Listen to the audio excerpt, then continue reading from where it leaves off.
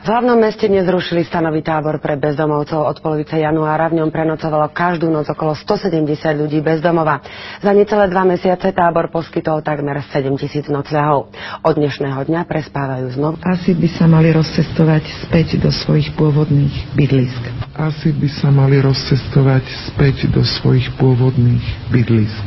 Asi by sa mali rozcestovať späť do svojich pôvodných bydlisk.